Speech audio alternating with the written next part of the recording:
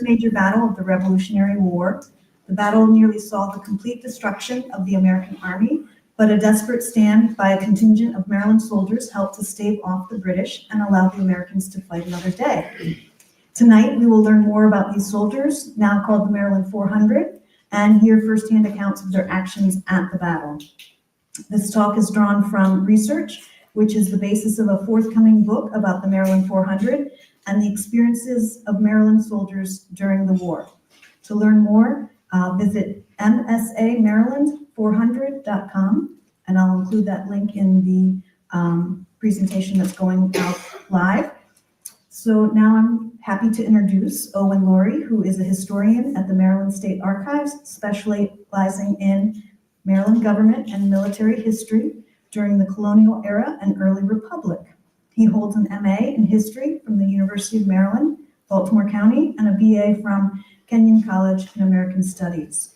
Owen is the director of Finding the Maryland 400, a research project studying the 1st Maryland Regiment.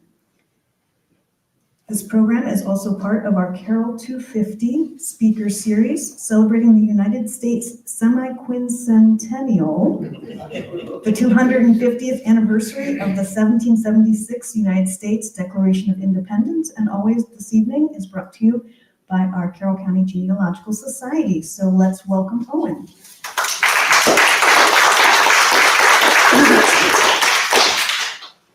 Thank you, Heather, for that.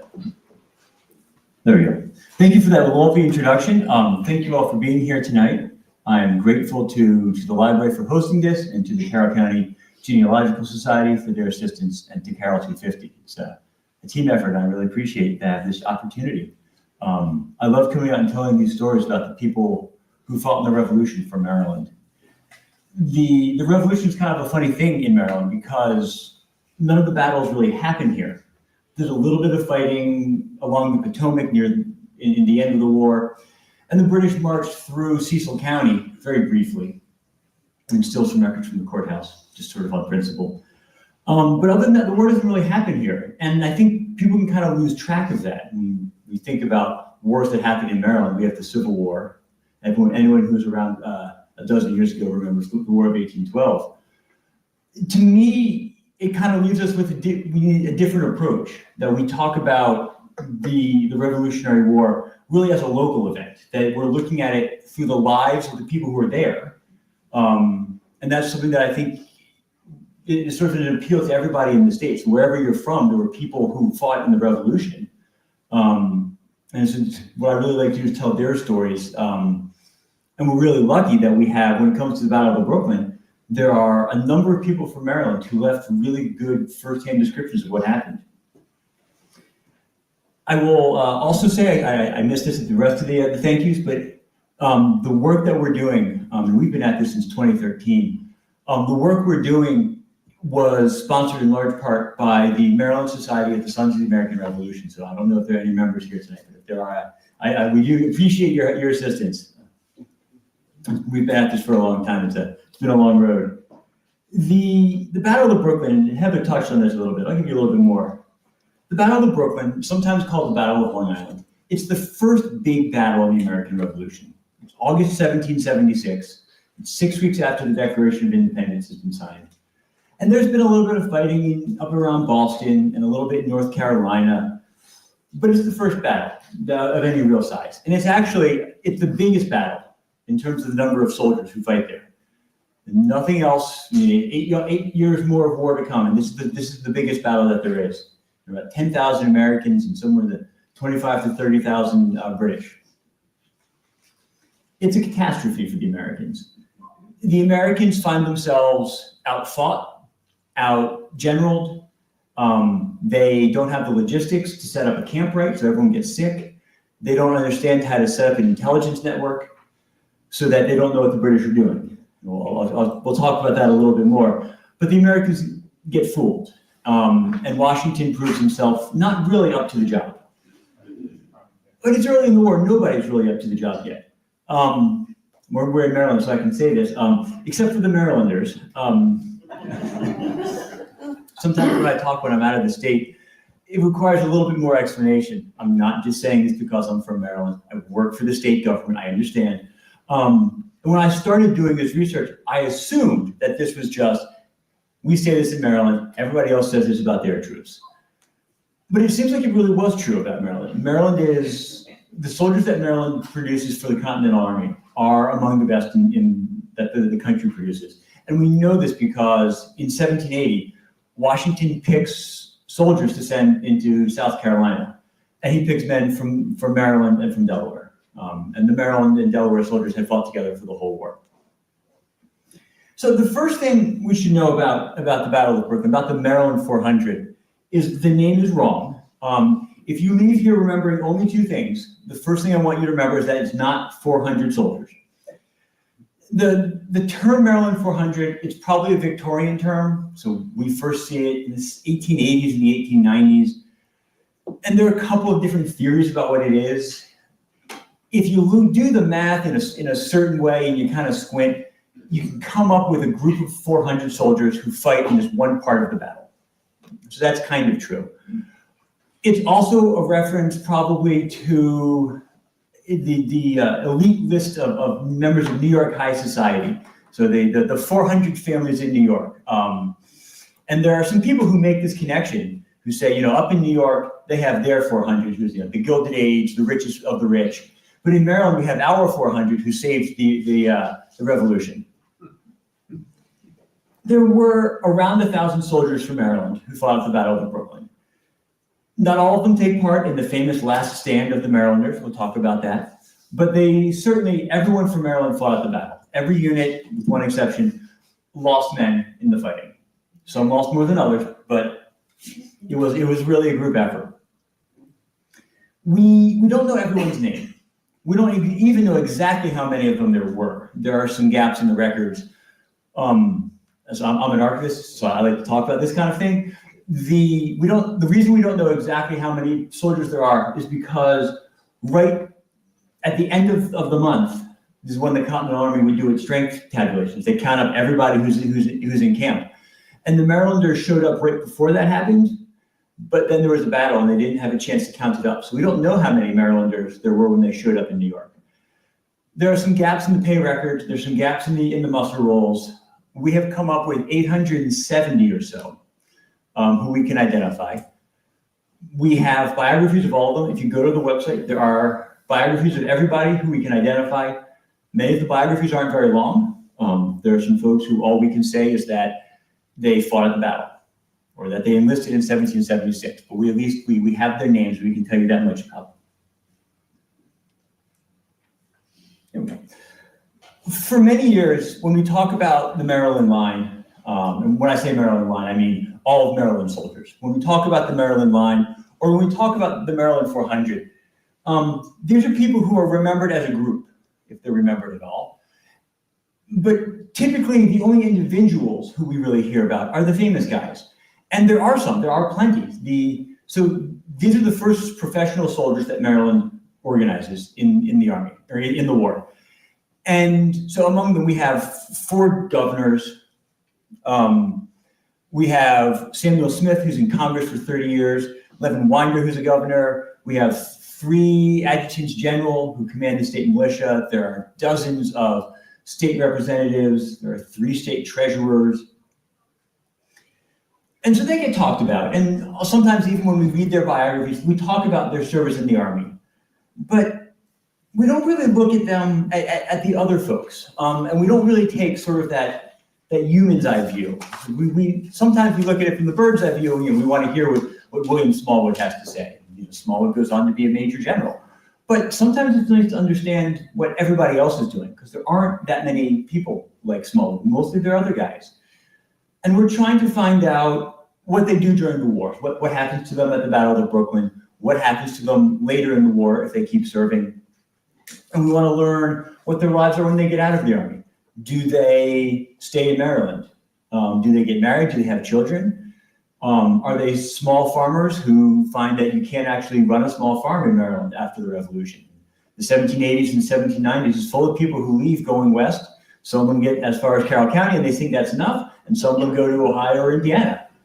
And so we look at them. Sometimes we think of people in terms of what role they play in sort of the overall narrative of American history. You know, so we know westward expansion, and we can talk about how these soldiers take part in that. But we also like to find what I think of as the small stories, these little human moments that you have to reconstruct a little bit to get to them. And they don't really influence history. These aren't examples of some sort of larger trend, but that's the kind of thing that we're looking to find. These are, in a lot of cases, these are people who no one's thought about in 200 years. And that struck me at some point during this research.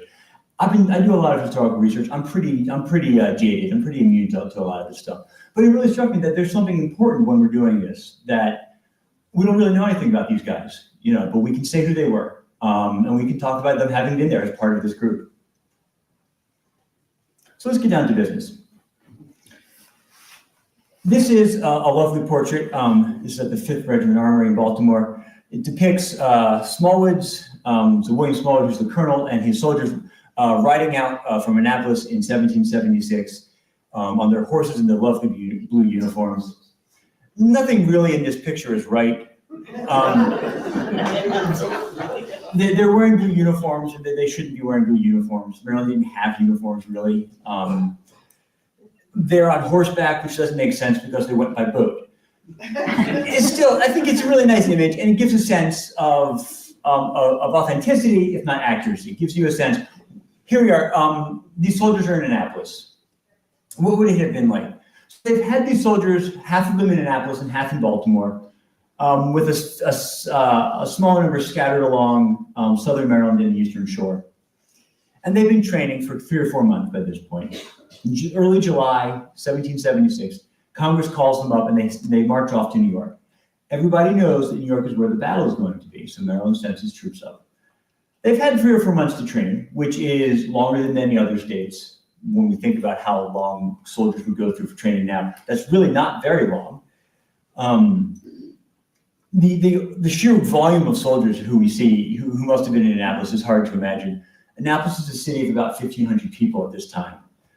And there are 800 men from Smallwood's regiment, plus a couple of other units that have been raised in this time. So there are probably 1,500 soldiers, along with the general population. So imagine a city where half the population are largely single men, young men who haven't been away from home before.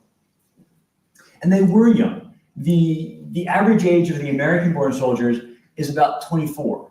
The foreign-born soldiers, who make up a third, they're a little bit older, but not much.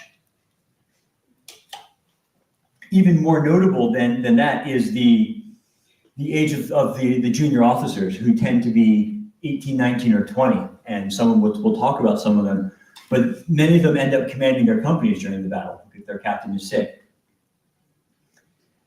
These are, as they march out, there are among them somewhere between 2 and 3 soldiers who have any military experience before. Maryland had, we'll give the big number. There are 6. There are a couple of men who fought in the French and Indian War, so 20 years before. There is 2 guys who claim later that they were in a rifle company that served outside Boston in 1775. That's a little bit iffy. There is also somebody who had been in the British Army at some point, and we don't know for when or for how long. He'd been a sergeant, and they were really pleased to have him because he actually knew how to train soldiers. He was the drum major, so he could train all the drummers how to behave. But really, they don't really know what's going on. The officers aren't really much better. If you think about the high commander, Smallwood has no military experience. Of his 2 second-in-commands, one of them did fight in the French and Indian War when he'd been about 25. And that wasn't really relevant experience by this point in time.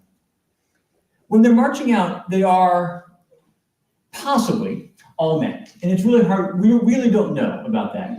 But we can tell you, most times when an army travels in the 18th century, it's coming with women and children.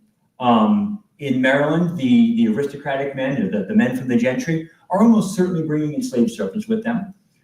So when we think of the army, don't think of it as a group of men marching off together up to war.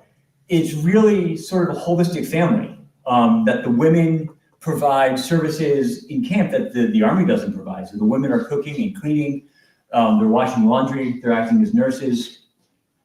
Sometimes they're coming just for sheer economic necessity. One of the Maryland officers writes later in the war, "A soldier's pay will not enable him to maintain a family at home, which compels him to bring them with his regiment, where they share his rations, though little enough for himself. This subjects the brave soldier to punishment by so powerfully interfering with his military duties, and besides, greatly encumbers the march of the army. Inexperience of these inconveniences prevents the most considerate and best of our soldiers from re-enlisting." He writes this in 1779 when this is a problem, because many of the soldiers, many of these guys are about to get discharged. But if you may not have wanted to bring your family with you, but if you're at home, if you're away and your wife is at home, you can't run a farm by yourself. Even a hardy farmer woman can't run her farm and her household by herself. You're not getting paid, so you can't send money home for her to hire help. So she comes with you. And it's nice. Actually, there are a lot of discussions among the soldiers and in the sources about how it's a real morale boost for these guys. That they're doing, it's terrible. Being in the Continental Army is a terrible experience for a lot of the time. You're not getting paid, you're not getting fed, you often don't have shoes. But at least you have some comforts of home, which I think is nice.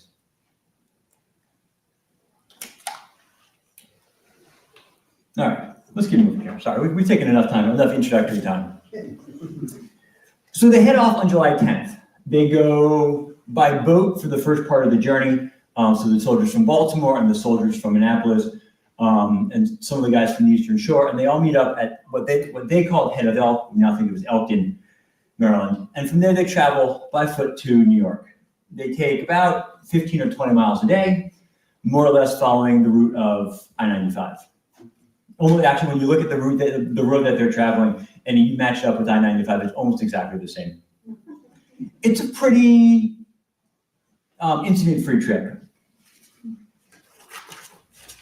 It takes them a week to get to Philadelphia, which is where William Sands, who's a 19-year-old sergeant from Annapolis, he's from sort of a middle-class family, essentially. He takes a moment and he writes a letter home to his parents.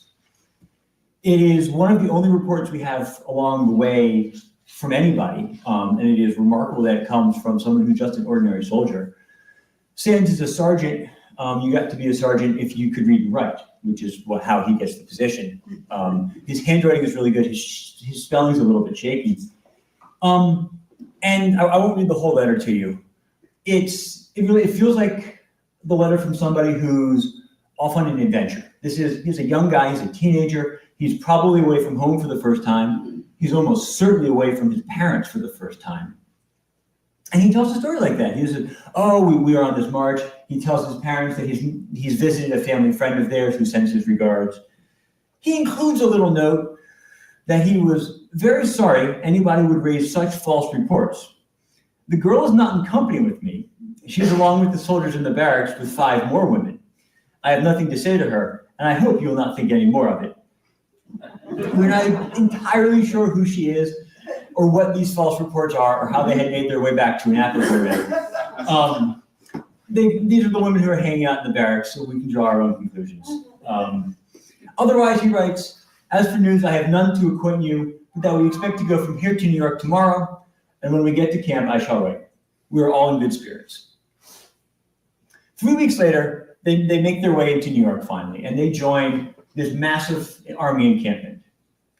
As I mentioned, it is a terribly organized encampment. The Americans have so little administrative experience running a war. They don't understand how to keep the latrines away from the water supply. Everybody gets dysentery. It's the 18th century. Any large group of people is going to foster disease. There's no antibiotics. Everyone gets sick all the time.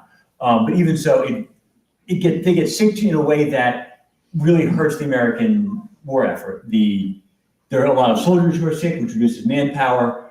More to the point, one of the senior officers, the guy who has command over the section of the city where the battle is, he is so ill he can't command or even explain what his defensive strategy was going to be for his men.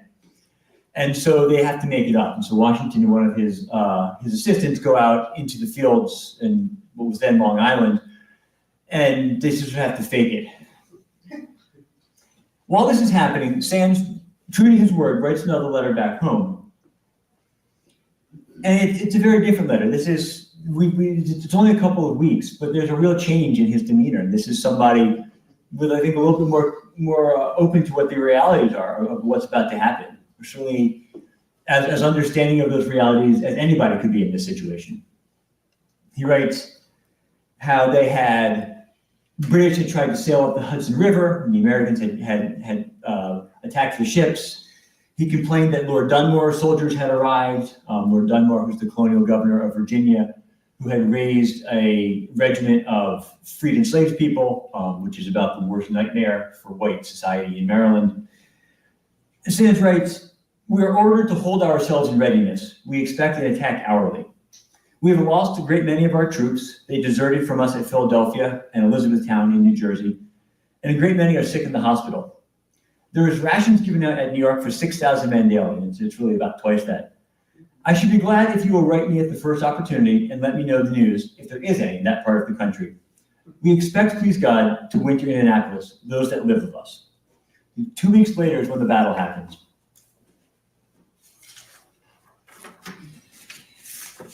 So here's Mordecai Gist, who's actually one of the few people we can tell you really comes from near where we are tonight. It's a little bit tricky. I'll talk more about this later. It's kind of hard to find people who are from Carroll County exactly to tell where they were from. We know where Gist is from. Gist has a little military experience. Gist had spent about a year running his private militia, who had uniforms they probably drilled and they marched. Mostly they harassed suspected Tories in Baltimore. So he didn't have a lot more military experience. But Gist finds himself in charge of the Maryland regiment. And that's because as the battle is about to begin, Washington has convened a court-martial to deal with this German officer who's working for the Americans, who was caught trying to sell secrets to the British. And so you need to have a court-martial. He's a colonel, so they have to bring in all of the colonels and lieutenant colonels who are close by. And so they grab Smallwood from Maryland, and they grab one of his other assistants, and they grab the colonel of the Delaware Regiment and a couple of other guys. And they start holding this court-martial, and it takes a couple of days. And while this is going on, the British have landed on the shores of Long Island. They landed near where the Verrazano Narrows Bridge is. I'll show you a map in a second. And it takes them the Americans a while to figure out what's going on. How many British soldiers is this? Is this really where they're going to attack? Is this a decoy? The people who lived on Long Island weren't going to tell the Americans because they didn't support the revolution. And so Washington has convened this court-martial at what he later learns is the worst possible time. Because by the time the Americans realize this is where the British Army is, this is how they're invading New York, and they send the soldiers over to counter the threat, it's too late for the officers to join them. So a little bit of orientation for where we are. All right, so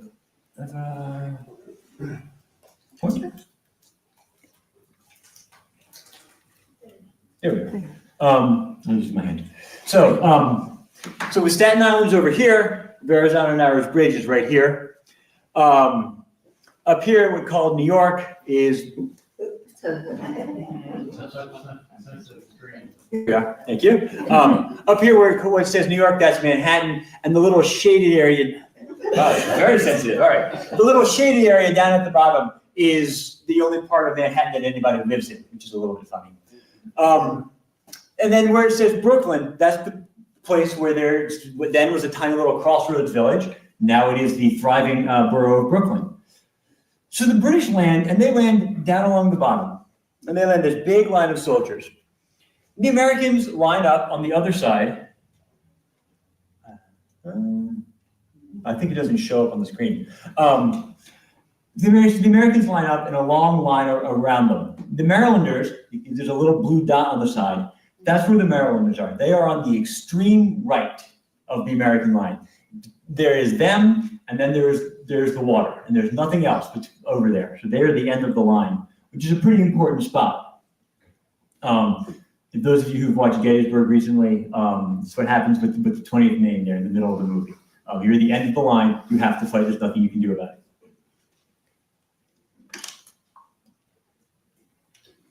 So the British land their soldiers, and the Americans try to figure out what's going on. And they line themselves up. And here, we can let the soldiers take over and let them tell the story. So Gist writes, we began our march to the right side of the battlefield at 3 o'clock in the morning with about 1,300 men. So they're Maryland, Pennsylvania, and Delaware. About sunrise, we discovered the enemy. This comes from a soldier who's probably in the 5th Company, not quite sure quite who he is. He's clearly well educated, probably one of the officers.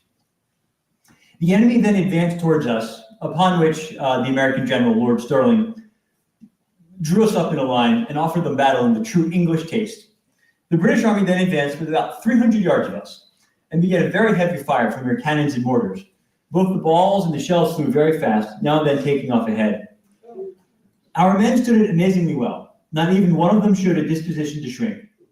Our orders were not to fire until the enemy came within 50 yards of us, which is really close. When the British perceived that we stood their fire so coolly and resolutely, they declined coming any nearer, though they were treble our number. In this situation, we stood from sunrise to 12 o'clock, the enemy firing upon us the chief part of the time. William McMillan, who is a corporal, he's 20. He comes from Hartford County. He's an immigrant from Scotland. He writes, we had a pretty severe fight with Jaegers, who was part of the Hessian soldiers, and it was a draw battle. There was a good many on each side killed. They retreated, and we did not pursue them. Our men behaved well, says Gist, and maintained their ground until the enemy retreated about 200 yards and then halted, and the firing on each side ceased. There is, among the Americans, there is jubilation. They have stood there, they've survived their first test as soldiers. They have stood there and faced the British Army, and they faced the Hessian soldiers, the Germans who are even more feared. And the Americans stayed there, and everybody else backed down. And seems like a victory. It seems as though maybe they can win this war. They can win this battle. But it turns out the British aren't firing anymore because the British don't need to, because this isn't where the battle is happening. The battle is happening on the other side of the battlefield. The British have spent the night, and the time where this little battle is happening over on the side, they've marched down the middle and around the side. So you can see the bright red lines over on the far side. And they've come around, and they've come down a road, which was guarded, by legend at least, by 5 men on horseback, because Washington forgot about it. And they have now come around, and they've surrounded the Americans. They've come around the whole side. In 18th century warfare, that's pretty much the goal. If you can outflank the enemy, there's not much they're going to be able to do about it. Over on the other side of the line, the line begins to collapse. Things are a little bit better on the side where the Marylanders are. And so they have a chance to sort of figure out what's going to happen, what they're going to do. The main body of their army, by a route we had never dreamed of, had entirely surrounded us and scattered all of our men, except the Maryland and Delaware battalions. Or as McMillan wrote, we were surrounded by Hielanders, the Scottish Highlanders on one side, and Hessians on the other. He's Scottish, he knows from Hielanders. And the Hessians are feared, of course. They have this bloodthirsty reputation. The Scottish troops are probably out for blood even more. They are there to show the Americans what happens if you try to rebel against the British. The Scots tried that 30 years before, and there was a rebellion that was put down brutally, and the Scots are there to do the same thing to the Americans. As Gist wrote, being thus surrounded with no probability of a reinforcement, his lordship ordered me to retreat with the remaining part of our men and force our way through to the camp. We were ordered, our other soldier writes, we were ordered to attempt to retreat by fighting our way through the enemy, who nearly filled every field and road between us and our lines. We had not retreated a quarter of a mile before we were fired upon by a party of the enemy, and those upon our rear were playing us with their artillery. Our men fought with more than Roman courage, I am convinced would have stood until we were shot down to a man. We forced the advance party, which attacked us, to give way. So try to imagine this. We're on a large field, a big set of farms, but by now they've been fighting for a couple of hours, and from the artillery and from the musket fire, there is so much smoke hanging over the fields, you can't see very well. And as the Marylanders walk along the road, they're lucky they're on the road. They have an easy shot back to the fortified American camp. If they can just follow the road and get back there, they'll be okay. But groups of soldiers just sort of wander in and out of the smoke, out of the haze. You don't really know what's going to happen. They meet this group of British soldiers who fire on them. they meet a group of British soldiers who pretend that they're going to surrender, and when the Americans get close, they open fire. By now, Smallwood and has been relieved from the jury that he's on for the court-martial, but it's too late. He can't join his troops, and so he's standing there on the top of the hill. He's watching what happens. There remained no prospect but to surrender or attempt to retreat over this marsh and creek, where no person had ever been known to cross. We got passage, writes one of them, down to the side of a marsh, seldom before waded over, which we passed and then swam a narrow river, all the time exposed to the fire of the enemy. So they are trying to make their way across this little creek here. It says Gowanus Cove. Gowanus Creek empties into the cove. And so right over here, they're going to try to get through that. The Gowanus Creek, now the Gowanus Canal, one of the most polluted spots in America, running right through the heart of Brooklyn. And they're going to try to wade their way through it, because if they can get through that, there's a clear shot back to the American camp. If they have to keep going the other direction, there's a lot more fighting over there, and they're trying to avoid that. Samuel Smith, who you saw a picture of earlier, who's a captain of the 8th Company. He writes, "I took my men through a marsh until we were stopped by the dam of a mill. It was too deep for us to ford. So I and the sergeant swam over and got 2 slabs of wood into the water, on which we ferried over all who could not swim." They get about half the regiment across before another group of British soldiers arrive, and there's too much fire for the rest of the Marylanders to get across the creek.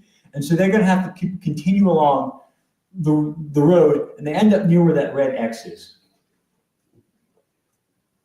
Smallwood describes, "We were then left with only 5 companies of our battalion when the enemy returned. After a warm and close engagement for nearly 10 minutes, our troops became so disordered, we were under the necessity of retreating to a piece of woods on our right.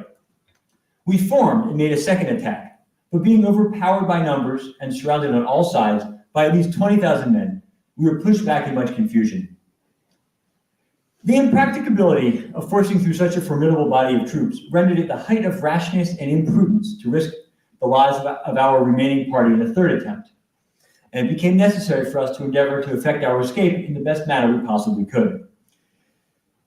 Many of those who can't escape with Gist are killed or captured. The Marylanders take terrible casualties in this fight. But, and this is the important part, what they do is they occupy this large contingent of British soldiers. It may not quite have been the 20,000 that Gist estimates, but it's a lot of British soldiers, and the Marylanders block the road. The British can't get past them. And it allows the rest of the American army time to get away. Lets them get time to escape back to the fortified American camp. It's a remarkable thing. We can't really say that they're trying to do this. We don't know. They may not even really have been aware that that's what they're doing. And there is some possibility that Lord Stirling, so Stirling is Scottish, he claims to be a lord. The British don't really believe he's a lord, and they make fun of him. He has great antipathy towards the British Army. There's a possibility that Stirling organizes this because he just out of spite against the British. He refuses to surrender to a British officer. He will only surrender to a German. But in a sense, it doesn't really matter why they try to do this. It's that they do.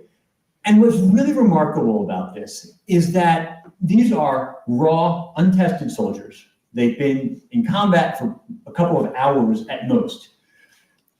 And that's it. And what they manage to do is they manage to fire and to charge, and then they get driven back. But then they manage to reform themselves. Reforming them is really hard. You've got 600 or 800 soldiers, let's say 400 soldiers, right? And you need to get them all lined up back again. In the meantime, they've scattered out over 200 yards, and you need to get them all lined up and back in some sort of an order. Maybe not a pretty neat line, but at least something like a group. And then they manage to come back and do it again. That's really hard to do. And to do it in your first battle while the British are shooting at you is pretty special. When we talk about the Marylanders were better than everybody else, it's this kind of thing. In the Revolutionary War, combat only works if the soldiers trust each other. if you don't trust the two guys next to you and the other guys around you to stay on the battlefield, you're not going to want to stay on the battlefield either, because you don't want to be the last guy there. If everybody else runs away and you're the only one who's left, that's not good. And so if people think that the rest of the line is shaky, they will also be inclined to run away. But if you trust the people who are with you that they are going to stand and fight, and then you're more likely to stand and fight. And that's what happens with the soldiers from Maryland. It's a pretty remarkable thing. In part, it's probably because these are people who knew each other. They raised these companies geographically. So there's a company from Western Maryland, there's a company from Anne Arundel County, and from Charles County, from PG and Montgomery.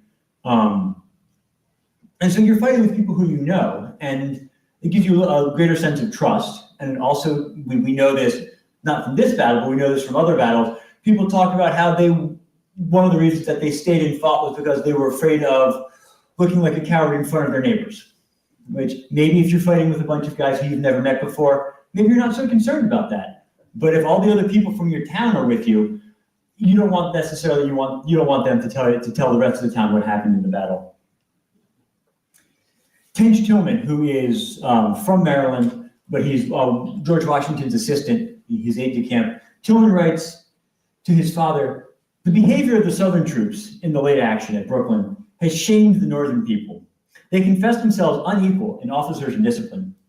No regular troops ever made a more gallant resistance than Smallwood's regiment. If the others had behaved as well, then General Howe, the British general, had attained a victory at all, it would have been dearly bought." Now, it's easy to say a lot of this. There's the revel in the stand-in and the heroism, but it comes at a tremendous cost. They lose 256 men either killed or captured. This is the other thing I want you to remember, if you remember nothing else. It's not 256 killed, which you will read in a lot of places. Either way, it's a quarter of their strength. It's a tremendous number of people who they lose. And it is not evenly distributed. The five companies who fight in that last stand take enormous losses. They lose between 60 and 80% of their men. We can't distinguish between how many are killed and how many are captured because the records are missing to tell us that. But either way, it's a terrible. Nick Millen writes, "My brother and I and 50 or 60 of us was taken. The Hessians broke the butts of our guns over their cannons and robbed us of everything we had. They lit their pipes with our money. They give us nothing to eat for 5 days. And then only moldy biscuits, blue, moldy, full of bugs and rotten." McMillan's company, he's in the 4th company, would take the greatest casualties. Their captain is killed, their lieutenant is killed, their other lieutenant and their ensign are both captured. Most of the non-commissioned officers are either killed or captured. McMillan and his brother are captured among them. We don't know many of those who were killed. So we know that Daniel Bowie, who's the captain of the 4th company, and Joseph Butler, who's his lieutenant, and Revisi of the 7th Independent Company is killed. And also among them is William Sands. His death must have been remarkable in some way because it's one of the first that gets reported back to Maryland. The letters that he has, we don't know if he sent them off along the way or if they were in his belongings and if someone sent them back to his parents in Indianapolis. The Americans are safe for the moment. They're not safe in a long-term way. The British stop when the Americans get, at the end of the day, the Americans get back to their camp. The British pause for a while, partially because they've been fighting all day. Many of them have been up for 48 hours on a long forced march. They're tired. They need to stop and start digging some trenches because if they're going to attack the American fort, they're going to need some defensive positions.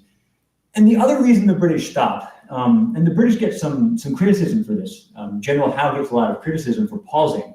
If he hadn't paused, he could have crushed the revolution right there.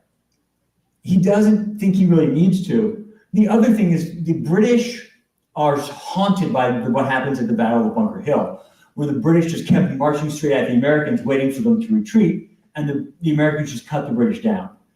And the casualties that the British take there are so heavy that they never fight that way really for the rest of the war. And so they're not prepared to just launch a frontal assault against an American fort. They're going to take their time.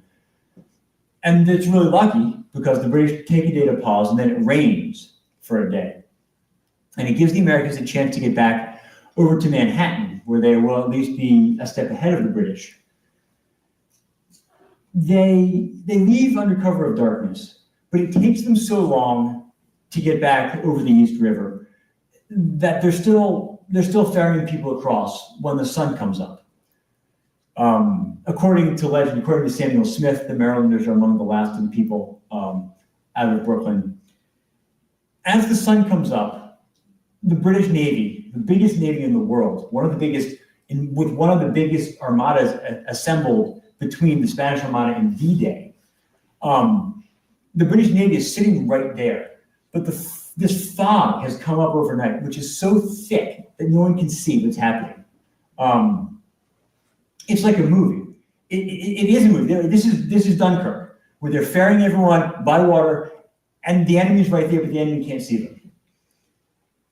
It gives the Americans a little bit more time to get to Manhattan. It doesn't really help, though. The Americans are trying to hold on to a city that they can't defend. It's too big for them. They still don't know what they're doing. And they're on their back heels. The British had the initiative. The British have all the momentum. And it takes them another month or two. But by November, the Americans are out of Manhattan, they're out of New York, and they won't be back until 1783.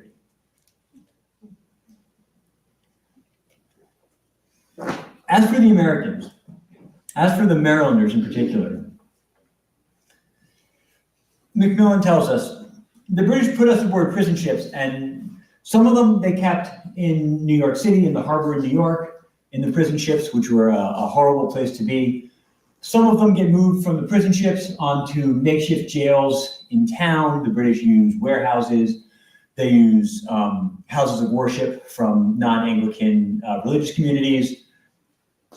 And the death rates in these prisons is perhaps as much as 50% of the people who are captured at Brooklyn died that first winter in 76, 77. Macmillan and his brother and some others end up in Halifax in Nova Scotia, where there's a large British base. It's likely that they end up there because they have joined the British Army or been impressed into the British Army. It was a way to escape the prison ships, and I think it would be really hard to criticize anybody for taking that option. There are a number of people from Maryland who we can document who were captured in Brooklyn, who spent some time in the British Army and who later escaped. So Macmillan writes, we were there till the next spring, and 10 of us run away from Halifax. We were 10 weeks in the wilderness, sometimes with nothing to eat for days but the moss that grows on the rocks in the bays, sometimes shellfish or snails. We suffered everything but death. They travel on foot from Halifax all the way along the coast to what's now northern Maine, where they meet up with a militia unit who takes them by boat first to Portland and then to Boston, where they re-enlist. And they go on to fight. Samuel Macmillan serves until 1781, until 1780, when he gets his discharge and leaves and goes back to Maryland. William finds himself in New Jersey right before the Battle of the Monmouth, where the Marylanders are. It's the first time that he and his Massachusetts unit are in the same place as the Marylanders. And Macmillan says that he goes over and he finds Smallwood, who's by now a major general, and Smallwood was so happy to see him. And Macmillan joins the Maryland line. He stays with the Marylanders for the rest of the war until 1783. According to Massachusetts, he's a deserter. It's amazing. It's an amazing story. This is a story that's ready for a movie. I won't tell you that everybody's experience is like the Macmillan brothers, but it's an amazing thing. And this is the kinds of stories we like to tell people. The war doesn't end in 1776. The Americans, 1776 is a string of defeats. There's a brief victory in Princeton and at Trenton at the end of 76, beginning of 77. There are not very many Marylanders there. Most of the Marylanders are sick or they're wounded and they've gone home. But most of those Maryland soldiers, the men who survived that first year of war, re-enlist, and they serve at least another 3 years. Many of the people who enlist go on to become non-commissioned officers. They're sergeants and corporals. The officers and many of the people who were sergeants in 76 go on to become commissioned officers, which means that when the Marylanders get discharged, most of these guys get discharged at the end of 79, beginning of 1780. They've put in 4 years of hard combat and they go home. But the leadership of the Maryland line are either people who have been veterans since 76, or they learned from those men. They learned how you behave in camp, how you fight, how you stand as a soldier. And that's what we really see. And that's where we see the legacy of these soldiers, that they sort of build this veteran core, which lasts the Marylanders for the rest of the war. The Marylanders fight in almost every major battle in the Revolution. In 1780, they go to South Carolina. They are in horrific battles, and the fighting in the South is so much worse, so much more gruesome than what happens in the North. A third of the Marylanders are killed or captured at Camden, and the Marylanders persist, and they are the ones who really fight and really hold the South. It's the fighting of the Marylanders in the South that pushes Cornwallis and the British north up out of North Carolina into Virginia, where they get stuck at Yorktown in 1781 and they surrender. And the Marylanders aren't even at Yorktown. There's a small contingent of Marylanders who were on their way south. Most of the Marylanders are still in South Carolina, and they stay there until some go home in the end of 1782, and there are some who leave in June of 1783 because the British are still there. The British don't leave Charleston until the end of 1783, and the Marylanders stay there watching them the whole time. So the story of Maryland soldiers, and it's all of them really. We talk about the Maryland 400 and the people who enlist in 76. But really, we're telling the story of all of the Maryland line.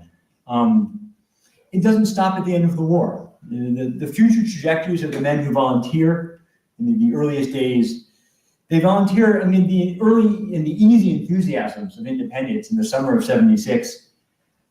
They survive their enlistments. They persist through these terrible defeats, the capture of the American capital. The Americans go years without a real victory. When they get out of the Army, their lives have been shaped. They've been drastically altered by their military service. Men who were wounded in combat face hard lives of disability and poverty. For others, the war becomes an important catalyst of success. Some men of middling economic stature, so people in the middle class, sometimes they are able to gain a foothold in the gentry. They get officers' commissions through their merit as soldiers, which is not very common. Usually officers are only rich guys from the gentry. But there are people from the middle class who fight their way in because of their merit as soldiers. And it gives them and their families sort of a foothold into the gentry, into the upper class. There are people who build relationships with soldiers that last for decades. When the veterans start applying for pensions from the federal government in the 1818, 1820s, and the 1830s, they have their friends testify for them to help prove their service. And sometimes it's people who still live in Charles County, and this guy lives up the road in Nanjumway. You can just go to him. But sometimes they're having people write letters from 20 or 30 or 40 miles away, 3 days ride. And that's just something that's really interesting to see. It's really remarkable to see. We talk about the band of brothers in World War II, but there's a certain amount of that seems to happen in the Revolution. There are people who don't do as well. There are clearly people who experience what we would today call post-traumatic stress. There are people who get excused from the Army early, and we can't really say because they didn't have the language then to describe that sort of emotional turmoil and emotional trauma. But there's some hints about what we see about that. Sometimes the people who are moving west because they need their better economic prospects. Veterans get land bounties in Kentucky and in Ohio. But there's some historians who believe that one of the reasons a lot of veterans move west, they move out into the country, is because they had PTSD and they don't want to be in the cities anymore. They didn't want to stay at home in the village. They wanted to go somewhere new where it's empty and they can have a fresh start. That bounty land that they were entitled to, it becomes really important for them as well. The McMillan brothers, who are young immigrants from Scotland. They may have come as indentured servants. They use their bounty land to set themselves up in western Pennsylvania near Lake Erie as small landowners. They run a business together. The business goes bankrupt, but they're doing well enough that they're $1,500 in the hole at some point. The stories that I've told tonight come from the research that we've been doing as part of our project, Finding the Maryland 400. We are, as Heather mentioned at the beginning, we're in the process of publishing a book which will include the stories of the soldiers, will include all of their biographies, and includes much of this other research that I've touched on tonight. We want the book to be out in time for the 250th anniversary of the Battle of Brooklyn next August. If you are able to consider making a donation to help support publication, publication is being funded entirely by outside donations. So it's not state funds. There's no money for anything in the state anymore. So you can go to our website and learn more about the project, maryland.gov/Maryland400, or you can grab our QR code right there. Thank you all so much for your time tonight. I will be happy to answer any questions.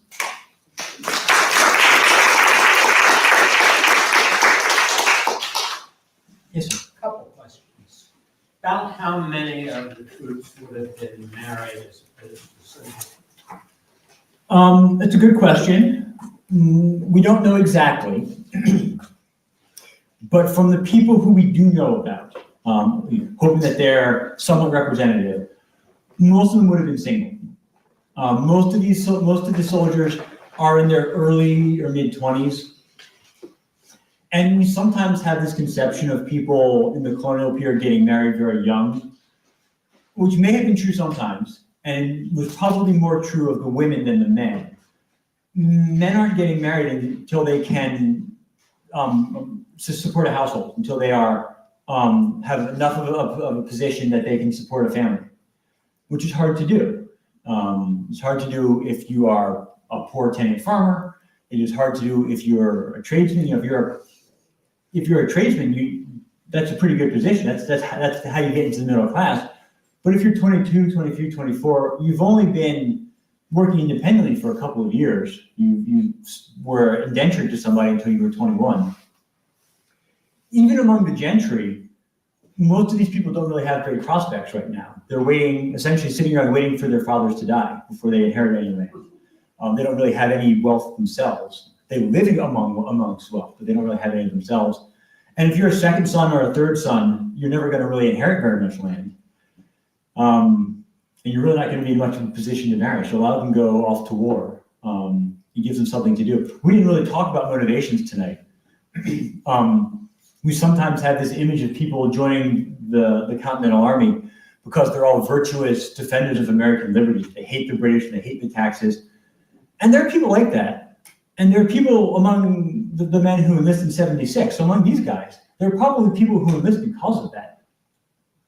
But we also know that there are people who enlist for 100 reasons. The same reason people enlist in any war, because they want to prove themselves, because they're bored, because they need to get out of town, because they've done something wrong, because they think it'll be a great adventure, because they can't get married, because they have no real future prospects for the next 10 or 15 years.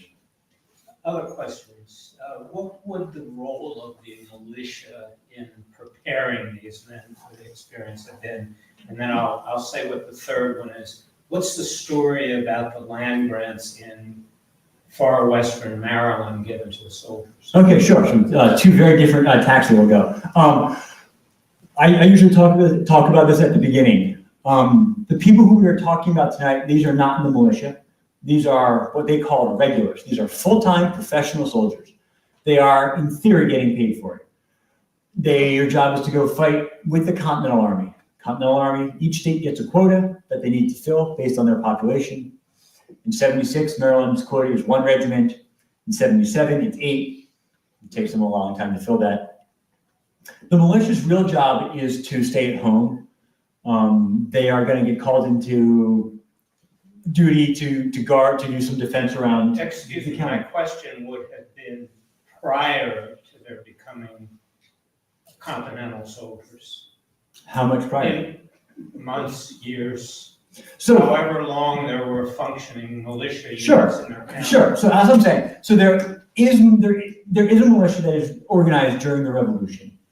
Prior to that, Maryland puts together some what they call minute companies in 1775, who are supposed to be like the Minutemen up in New England. They don't do very much, and it's likely that they never get very well organized. Historically, colonial militias in any place, except for New England, the militias in any colony, they'll get together once every month or two, and they'll march a little bit, they'll shoot a little bit, and then they'll drink for the rest of the weekend. It's an important distinction. In New England, the New Englanders, they took it very seriously. The reason that they were able to beat the British at Lexington and Concord is because they've been training for decades.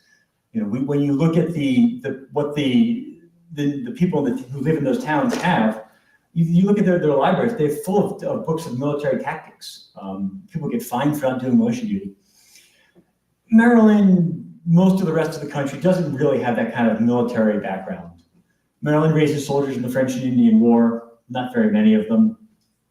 Periodically, they will try to organize the militia because they're afraid that there's going to be a revolt by the slaves. And that's really the only purpose that the militia serves for much of the colonial period. And even then, not very effectively. Later, so the militia in Maryland, they see a little bit of active duty during the Revolution. They fight some of the fighting around Philadelphia when the British threatened the American capital there. They're sort of an all hands on deck. And there's a little bit of fighting in sort of along Charles County and Prince George's County, which is mostly militia, at the end of the war. That's really about it. They also used the militia towards the end of the war, when they're having trouble getting people to enlist, they use the militia as a means to draft soldiers who serve short enlistment, so they get drafted for active duty. And you asked about the land grants in Western Maryland. There are two sets of land grants that happen. What I mentioned earlier were the ones that the federal government gives out. And they are in any land that was sort of federally owned. So that's everything in Ohio, Indiana, Illinois, Kentucky, what's now Tennessee, the western parts of Virginia. And that's where a lot of them go. They get a big piece of land. All of the states were required to offer land bounties for enlistment as well. So in 79, 78, 1780, when they're having trouble getting people to enlist, they offer land grants to induce people. And this is a real problem if you're Maryland. You don't have land to offer anyone. If you're Pennsylvania, right, or if you're New York, or if you're Virginia, you have a lot of unused land out in the West that's going to be good farming land. Maryland has a little bit of land out in the West, but it is not good farming land. It is terrible. And we know this because, so anyone who serves for the whole war, in theory gets, any enlisted soldier gets 50 acres. Any officer gets 100, maybe it's 200. No one takes it. We have one soldier one of the few who takes it, he sells it a few years later, and he complains that he has sold it at a dear loss because what's out west, right? It's cold all year round. Even the growing season is too short to grow anything. Most of the land is on the heart of the mountains, so it's rocky. Some of it is up on hillsides because they didn't really look at the land very carefully when they surveyed it and set out the military lots. Also, there are people already living there. And when you're 3 days ride from Cumberland in 1780 or 1790, there's really not much out there, and most of them don't take it. The land sits vacant for the most part until the 1830s when they build a railroad that comes to it. It's the first time that land is really valuable to anybody. Anybody else? If not, I will be around if you want to come up and poke at me with any more questions. But thank you all again so much for being here tonight. Thank you.